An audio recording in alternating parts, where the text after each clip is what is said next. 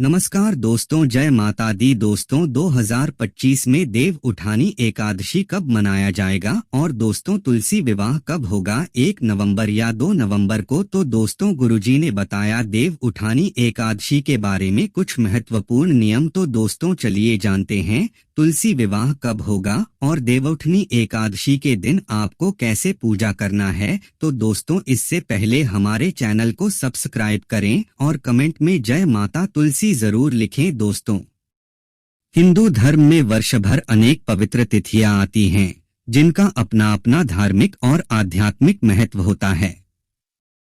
उन्हीं में से एक अत्यंत पवित्र और शुभ तिथि है देव उठनी एकादशी, जिसे प्रबोधिनी एकादशी या देवोत्थान एकादशी भी कहा जाता है। यह तिथि न केवल भगवान विष्णु की योग निद्रा से जागने का प्रतीक है, बल्कि इसी दिन तुलसी विवाह का आयोजन भी किया जाता है। इस दिन से 4 महीने तक रुके हुए सभी शुभ, मांगलिक और धार्मिक कार्यों की पुनः शुरुआत मानी जाती है। आइए जानते हैं विस्तार से कि देव उठनी एकादशी और तुलसी विवाह क्या होता है, इसे कब और कैसे किया जाता है तथा इसका धार्मिक, आध्यात्मिक और सामाजिक महत्व क्या है। देव उठनी एकादशी का पर्व कार्तिक मास के शुक्ल पक्ष की एकादशी तिथि को मनाया जाता है। आषाढ़ शुक्ल एकादशी, देवशयनी एकादशी के दिन भगवान श्री विष्णु 4 महीने की योग निद्रा में चले जाते हैं, जिन्हें चातुर्मास कहा जाता है। इस दौरान विवाह, गृह प्रवेश, यज्ञ, मुंडन, उपनयन जैसे मांगलिक कार्य वर्जित रहते हैं। जब भगवान विष्णु योग निद्रा से जागते हैं अर्थात कार्तिक शुक्ल एकादशी के दिन, तो उसे देव उठनी या प्रबोधिनी एकादशी कहते हैं। इस दिन भगवान विष्णु के जागने के साथ ही शुभ कार्यों का आरंभ होता है, इसीलिए इसे देव जागरण पर्व कहा गया है। धार्मिक मान्यता के अनुसार इस दिन भगवान विष्णु के जागरण के साथ पूरी सृष्टि में शुभता और पवित्रता का संचार होता है। लोग प्रातःकाल स्नान, व्रत, दान, पूजा और कीर्तन करते हैं। देव उठनी एकादशी का आध्यात्मिक महत्व अत्यंत गहरा है। शास्त्रों में कहा गया है कि भगवान विष्णु स्वयं इस दिन ब्रह्मा मुहूर्त में जागकर संसार के कल्याण के कार्यों की शुरुआत करते हैं। इस दिन जो व्यक्ति व्रत रखता है और हरि नाम का स्मरण करता है, उसे मोक्ष की प्राप्ति होती है। कहा गया है एकादश्या उपवासेन यह पूजति केशवम सर्व पाप विनिर्मुक्तो विष्णुलोके महीते। अर्थात जो व्यक्ति एकादशी के दिन उपवास रखकर भगवान केशव विष्णु की पूजा करता है, वह सभी पापों से मुक्त होकर विष्णु लोक को प्राप्त होता है। देव उठनी एकादशी से ही तुलसी विवाह का भी शुभ आरंभ होता है, जिसे भगवान विष्णु और तुलसी माता के मिलन का प्रतीक माना गया है। यह विवाह करने से घर में सुख, समृद्धि और शांति का वास होता है। देव उठनी एकादशी और तुलसी विवाह कब करें, तिथि और समय। देव उठनी एकादशी हर वर्ष कार्तिक मास के शुक्ल पक्ष की एकादशी तिथि को मनाई जाती है। इस वर्ष 2025 में यह पर्व 2 नवंबर 2025 रविवार को पड़ेगा। एकादशी तिथि का प्रारंभ 1 नवंबर की रात्रि में होगा और समाप्ति 2 नवंबर की रात में होगी। पंडितों के अनुसार एकादशी व्रत और तुलसी विवाह का आयोजन उस दिन करना चाहिए जब सूर्योदय के समय एकादशी तिथि विद्यमान हो। इसलिए इस वर्ष 2 नवंबर 2025 को देव उठनी एकादशी व्रत और तुलसी विवाह दोनों करना सबसे शुभ रहेगा। इस दिन प्रातःकाल ब्रह्मा मुहूर्त में उठकर स्नान करना चाहिए।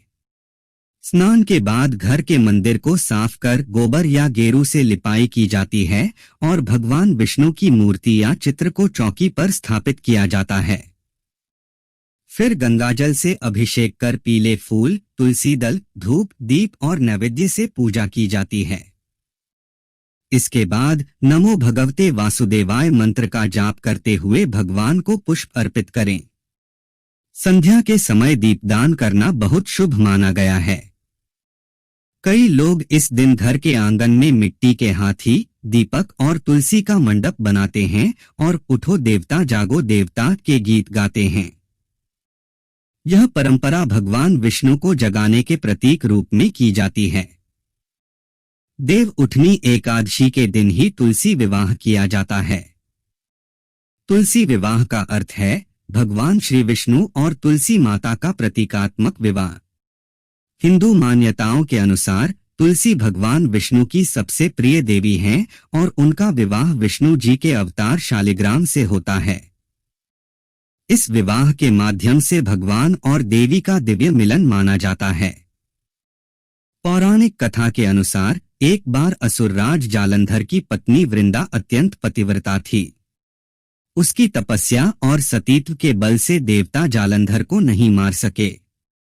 तब भगवान विष्णु ने जालंधर का रूप धारण कर वृंदा का पतिव्रत भंग किया, जिससे जालंधर की मृत्यु हो गई। जब वृंदा को सत्य का ज्ञान हुआ तो उसने विष्णु को शाप दिया कि वे पत्थर बन जाएं। भगवान विष्णु ने वह शाप स्वीकार किया और शालिग्राम के रूप में परिवर्तित हो गए। वृंदा ने अपने पतिव्रत की अग्नि में देह त्याग दी और उसी की राख से तुलसी का पौधा उत्पन्न हुआ। बाद में भगवान विष्णु ने तुलसी से कहा कि अब से तुम मेरी अर्धांगिनी के समान पूज्य रहोगी। तुम्हारा और मेरा विवाह प्रत्येक वर्ष कार्तिक शुक्ल एकादशी को होगा। तभी से तुलसी विवाह की परंपरा शुरू हुई। तुलसी विवाह के लिए तुलसी माता के पौधे को सुंदर साड़ी, गहने और चुनरी से सजाया जाता है। उनके पास एक शालिग्राम, भगवान विष्णु का प्रतीक पत्थर या विष्णु की मूर्ति रखी जाती है। फिर मंडप सजाया जाता है जिस पर दीपक और फूलों की सजावट की जाती है। पंडित या गृहस्थ व्यक्ति पूजा प्रारंभ करता है। पहले गणेश जी की पूजा की जाती है। फिर भगवान विष्णु और तुलसी माता को पंचामृत से स्नान कराया जाता है। उसके बाद दोनों के बीच विवाह मंत्रों का उच्चारण किया जाता है। तुलसी माता के लिए कुमकुम, हल्दी, साड़ी, चूड़ी और मिठाई अर्पित की जाती है। विवाह के समय शंख और घंटी बजाई जाती है तथा जय तुलसी जय नारायण के भजन गाए जाते हैं। अंत में कन्यादान और फेरे के रूप में प्रतीकात्मक विवाह संपन्न किया जाता है। इसके बाद प्रसाद वितरित किया जाता है। तुलसी विवाह का महत्व केवल धार्मिक दृष्टि से नहीं बल्कि पारिवारिक और सामाजिक दृष्टि से भी अत्यंत बड़ा है। कहा गया है कि इस दिन जो व्यक्ति तुलसी विवाह करवाता है या उसमें सहभागी होता है, उसके घर में लक्ष्मी का वास होता है। जो विवाहित महिलाएं इस दिन तुलसी विवाह करती हैं, उनके दाम्पत्य जीवन में सुख शांति बनी रहती है और जो कन्याएं यह व्रत रखती हैं, उन्हें उत्तम पति की प्राप्ति होती है। इस विवाह को करने से पिछले सभी पाप नष्ट हो जाते हैं और घर में सकारात्मकता का संचार होता है। इस दिन से शुभ कार्यों की शुरुआत मानी जाती है, जैसे विवाह, गृह प्रवेश, नया व्यापार आदि। जो व्यक्ति देव उठनी एकादशी का व्रत रखता है, उसे हजारों यज्ञ के समान पुण्य प्राप्त होता है। तुलसी विवाह के दिन तुलसी के पौधे में दीपक जलाना, जल अर्पित करना और परिक्रमा करना अत्यंत शुभ होता है। इस दिन व्रत रखने से जीवन में शांति, धन और सफलता का वास होता है। तुलसी माता और भगवान विष्णु की पूजा से ग्रह दोष और वास्तुदोष दूर होते हैं। वैज्ञानिक रूप से देखा जाए तो यह पर्व ऋतु परिवर्तन के समय आता है। यह वह काल होता है जब वर्षा ऋतु समाप्त होकर शीत ऋतु का आरंभ होता है। तुलसी पौधे में औषधीय गुण होते हैं जो वातावरण को शुद्ध करते हैं। तुलसी विवाह और दीपदान करने से वायु शुद्ध होती है, जिससे रोगों का नाश होता है। सामाजिक दृष्टि से यह पर्व प्रेम, एकता और सामंजस्य का संदेश देता है। घर परिवार, समाज और समुदाय एक साथ मिलकर इस पर्व को मनाते हैं, जिससे आपसी संबंध मजबूत होते हैं। देव उठनी एकादशी हमें यह सिखाती है कि जैसे भगवान विष्णु 4 महीने की योग निद्रा से उठकर पुनः संसार को गति प्रदान करते हैं, वैसे ही हमें भी अपने जीवन में आलस्य और अंधकार को त्याग कर नई ऊर्जा, नई सोच और सकारात्मकता के साथ जीवन जीना चाहिए। तुलसी विवाह हमें यह संदेश देता है कि भक्ति और प्रेम का संगम ही सच्चे जीवन की शक्ति है। इस दिन किए गए व्रत, पूजा और दान से आत्मा को शुद्धि, मन को शांति और जीवन में सौभाग्य प्राप्त होता है। यह पर्व हमें ईश्वर के प्रति भक्ति, प्रकृति के प्रति प्रेम और समाज के प्रति सेवा का भाव सिखाता है। देव उठे तो शुभ हो जग में, तुलसी विवाह से मंगल गूंजे, हर घर में लक्ष्मी का वास हो, हर मन में हरि नाम पूजे। देव उठनी एकादशी और तुलसी विवाह केवल धार्मिक अनुष्ठान नहीं है, बल्कि यह हमारे जीवन की शुभता, प्रेम और भक्ति के प्रतीक हैं। इस दिन का व्रत रखने, तुलसी विवाह कराने और भगवान विष्णु की पूजा करने से न केवल जीवन में आध्यात्मिक शक्ति बढ़ती है, बल्कि घर में सुख, समृद्धि और शांति का वास होता है। इसलिए हर श्रद्धालु को इस दिन श्रद्धा और भक्ति भाव से देव उठनी एकादशी व्रत और तुलसी विवाह अवश्य करना चाहिए। इस प्रकार देव उठनी एकादशी केवल एक धार्मिक पर्व नहीं, बल्कि जीवन के पुनर्जागरण का प्रतीक है। यह पर्व हमें यह सिखाता है कि जैसे भगवान विष्णु 4 महीने की निद्रा के बाद जागते हैं और संसार में पुनः गति का संचार करते हैं, वैसे ही हमें भी अपने जीवन में सुस्ती, आलस्य और नकारात्मकता को त्याग कर नई ऊर्जा और सकारात्मकता के साथ जीवन में आगे बढ़ना चाहिए। यह दिन आध्यात्मिक शुद्धि, धर्म पालन, सेवा और भक्ति का संदेश देता है। देव उठनी एकादशी का पालन करने से न केवल धर्म की वृद्धि होती है, बल्कि जीवन में शुभता, समृद्धि और मानसिक शांति का संचार होता है। यह पर्व श्रद्धा, प्रेम और भक्ति के माध्यम से हमें ईश्वर से जोड़ता है। इस दिन किए गए पुण्य कर्म और व्रत जीवन के सभी दुखों को हर लेते हैं और आत्मा को शांति प्रदान करते हैं। इसीलिए कहा गया है कि एकादशी व्रत परम पावन, हरि नाम जप महा उदार, जो श्रद्धा से करे पालन, उसको मिले विष्णु द्वार। घरों, मंदिरों और आश्रमों में तुलसी विवाह का आयोजन भी इसी दिन किया जाता है। यह विवाह भगवान श्री विष्णु और तुलसी माता का प्रतीकात्मक विवाह होता है, जिसे तुलसी विवाह कहा जाता है। तुलसी विवाह के बाद से ही विवाह आदि शुभ कार्य आरंभ माने जाते हैं। देव उठनी एकादशी की पौराणिक कथा।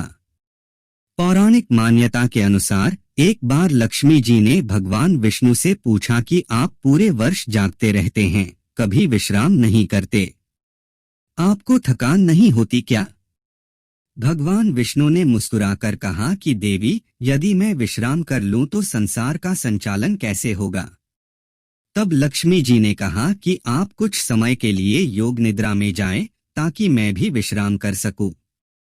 भगवान विष्णु ने उनकी बात स्वीकार की और आषाढ़ शुक्ल एकादशी के दिन से कार्तिक शुक्ल एकादशी तक योग निद्रा में चले गए। इन 4 महीनों को चातुर्मास कहा गया। जब भगवान विष्णु योग निद्रा से उठते हैं, उसी दिन को देव उठनी एकादशी के रूप में मनाया जाता है। घर के आंगन या पूजा स्थल को गोबर से लिपा जाता है और पवित्र मंडप बनाया जाता है। फिर भगवान विष्णु की मूर्ति या चित्र को चौकी पर स्थापित कर गंगाजल से अभिषेक किया जाता है। तुलसी के पौधे को भी विशेष रूप से सजाया जाता है, क्योंकि इस दिन तुलसी विवाह होता है। पूजा के समय शंख, चक्र, गदा और पद्म धारण किए हुए विष्णु जी की आरती की जाती है। तुलसी माता और शालिग्राम जी का विवाह संपन्न किया जाता है। इसके लिए पंडित मंत्रोच्चार करते हैं और कन्यादान की तरह रस्में निभाई जाती हैं। तुलसी विवाह के समय ओं नमो भगवते वासुदेवाय मंत्र का जाप शुभ माना जाता है। पूजा के बाद भक्त भगवान विष्णु से आशीर्वाद मांगते हैं कि वे सदैव उनके जीवन में सुख, समृद्धि और शांति प्रदान करें। तो दोस्तों, वीडियो अच्छी लगे हो तो कमेंट में जय माता तुलसी जरूर लिखें और देवउठनी एकादशी की हार्दिक शुभकामनाएं। धन्यवाद।